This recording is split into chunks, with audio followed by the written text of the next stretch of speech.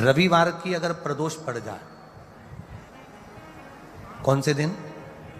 रविवार की प्रदोष के दिन प्रयास करना, जब जब जिस जिस महीने में जो जो प्रदोष पड़ा करे, जब प्रदोष पड़े बन सके 1 बेलपत्र, बन सके 5 बेलपत्र, शमी पत्र, हरा मूंग बेलपत्र, एक कलश के अंदर थोड़ा सा पानी लेकर 1 बेलपत्र, हरा मूंग, शमी पत्र डालकर और उसमें थोड़ा सा गुड़ कर भगवान शिव का स्मरण कर कर प्रदोष काल में, मान लो कोई काम आपका बहुत जरूरी है, बहुत दिनों से आप थक गए हैं, नहीं हो रहा, कर्जा बढ़ रहा है, धन नहीं आ रहा, व्यापार नहीं चढ़ रहा, या कोई समस्या बहुत प्रबल है, कोई एग्जाम में बैठ रहे हो नहीं हो रहा, परीक्षा भी दे दी है, रिजल्ट आने ही वाला है, तो भी प्रदोष काल में, प्रदोष के समय वो जल, मूंग, समीपत्र और बेलपत्र और गुड़ का शंकर के शिवलिंग को समर्पित करना प्रारंभ कर दो।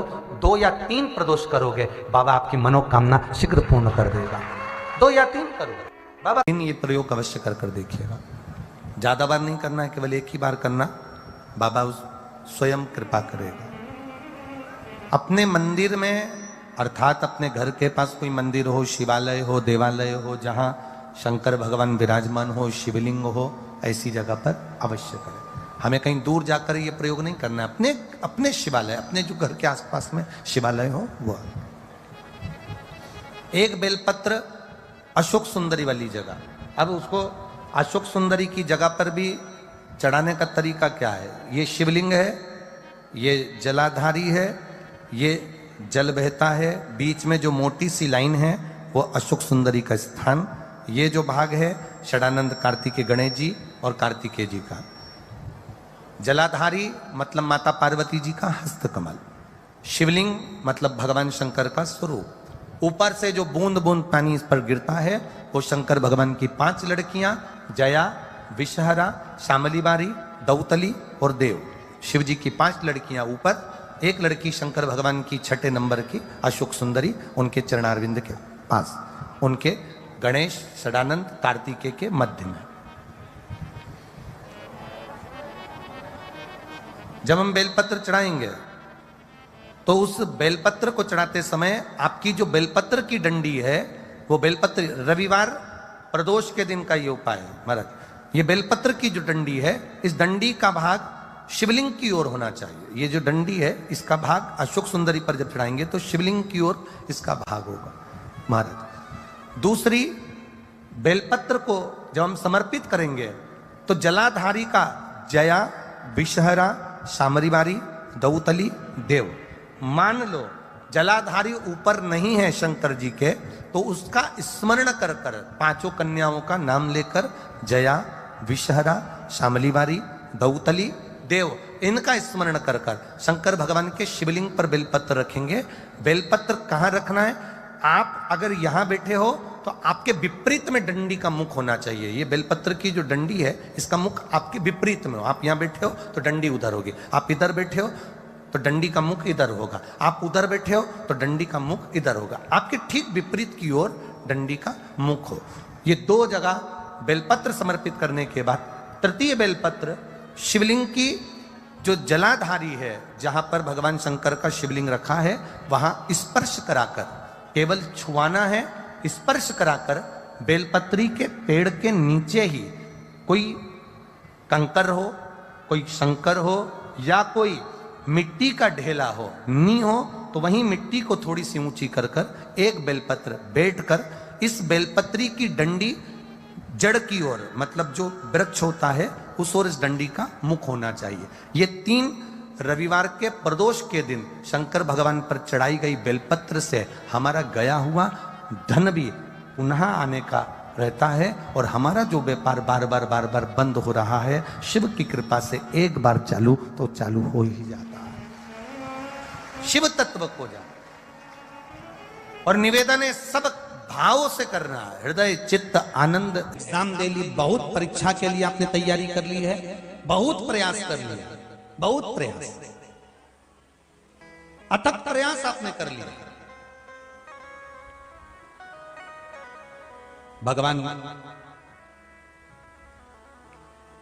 प्रदोष का अगर दिन हो और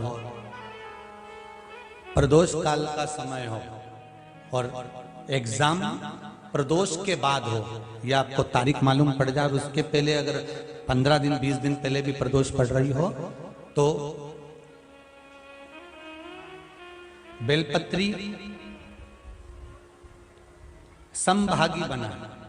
समभागी मतलब ये जो चिकना वाला पत्ता होता है ना बेलपत्री का, सीधा वाला भाग, और इस पत्ती का भी सीधा वाला भाग, ये दोनों जो बेलपत्री के चिकने भाग होते हैं महाराज, ये बेलपत्री का जो चिकना भाग है और ये चिकना भाग है, इन दोनों में लाल चंदन लगाकर बेलपत्री के भाग को जोड़ना महाराज।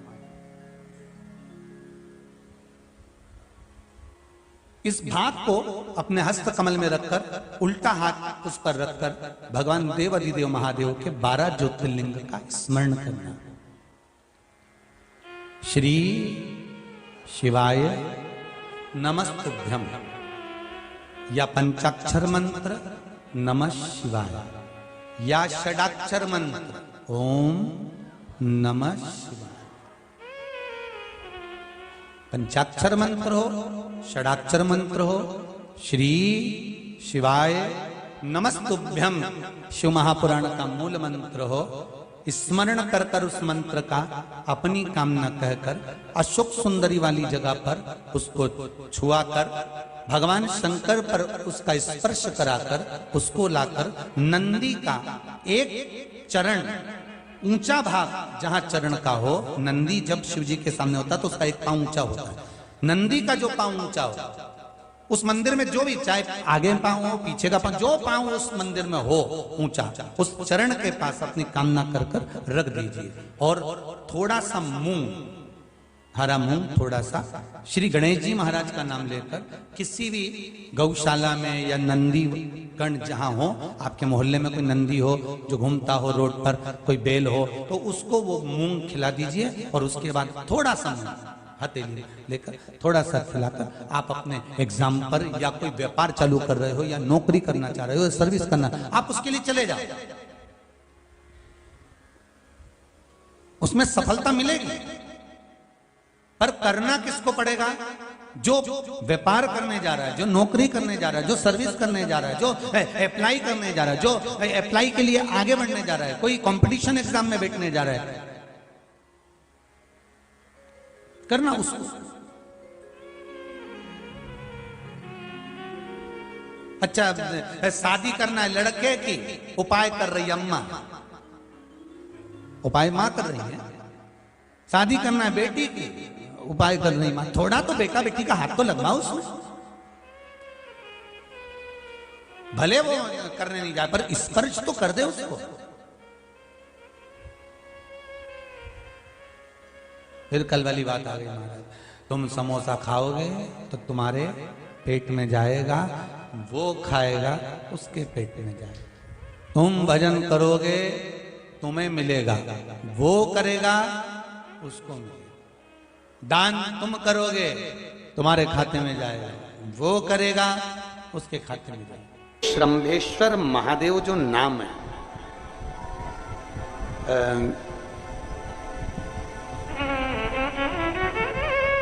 भगवान शंकर ने सारे 33 कोटि देवताओं को अपने अंदर समाहित कर कर ये रूप रखा था श्रंभ पक्षी। 33 कोटि देवता। मान लो आपके ग्रह अनुकूल नहीं चल रहे हो, कोई कह दे कि मंगल बेकार है, कोई कहे शनि बेकार है, कोई के रवि बेकार है, कोई के बुध बेकार है, कोई के गुरु बेकार है, कोई के शनि बेकार, कोई के ये बेकार, कोई के तुम्हारा ग्रह बेकार चल रहा है, तुम्हारी किस्मत बेकार चल रही है, तुम्हारा भाग्य बेकार चल रहा है।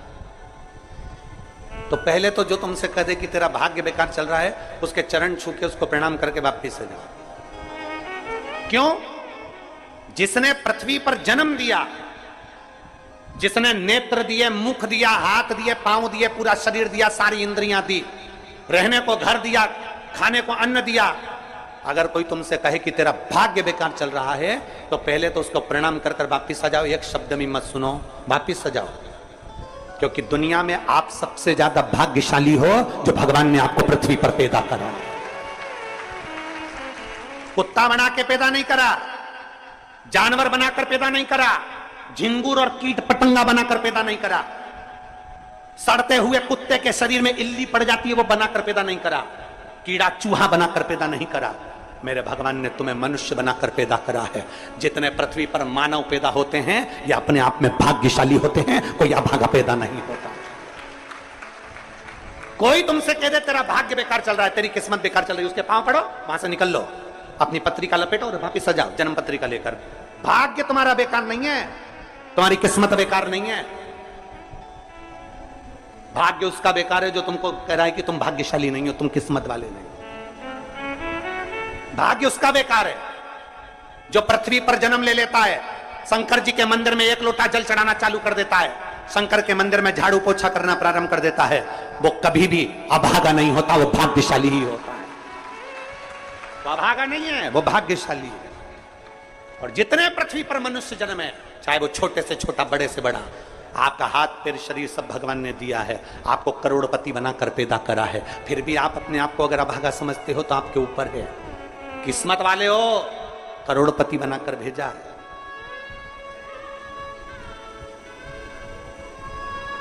कुत्ता 1000, 10,000, 20,000, 25,000, 50,000 में बिकता है।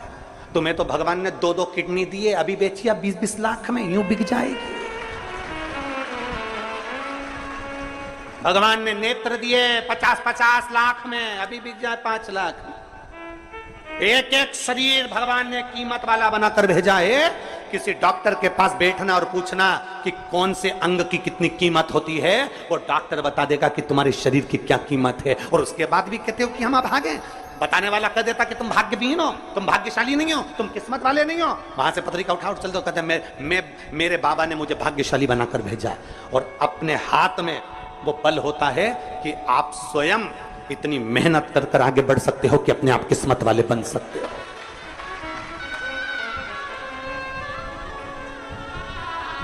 अपने आप। और हम तो बाबा चलते हैं। आप स्वयं भाग्यशाली हैं, आप स्वयं किस्मत वाले हैं। कोई कैसे कहते तुमको कि तुम अभागे हो? ना ना, हमारे बराबर भाग्य नहीं है किसी का। तुम्हारी ग्रह खराब है, तुम्हारे ग्रह खराब है। संभेश्वर महादेव का नाम 7 कनेर के पुष्प, कितने? 7 कनेर मान लो ना। ये रोड पर जो जाते हो डिवाइडर में पीला पीला फूल लंबा, जो कि पशु पक्षी कोई नहीं खाता, जहरीला फूल माना जाता है। कनेर के 7 फूल, एक बेलपत्र। जिस समय पर कनेर का फूल बेलपत्र के साथ चढ़ाया जाएगा तो 7 कनेर के पुष्प सीधी बेलपत्र पर आपको रखना। 2-3 प्रदोष कर कर देखना।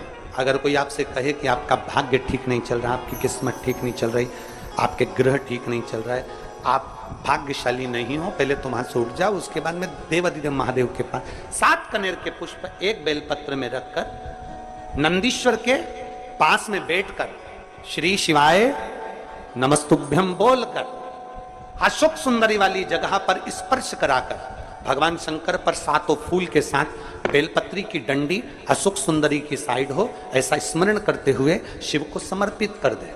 वही बेलपत्री 5 बार नमः शिवाय या पंचाक्षर मंत्र, षडाक्षर मंत्र या श्री शिवाय नमस्तुभ्यम बोलकर वही बेलपत्री 3 प्रदोष, 4 प्रदोष, 5 प्रदोष, 2 प्रदोष, जितने प्रदोष आप चढ़ा रहे हैं प्रदोष काल में, वो बेलपत्री लाकर अपने कक्ष में अपने पूजन वाले स्थान पर रखते जाओ।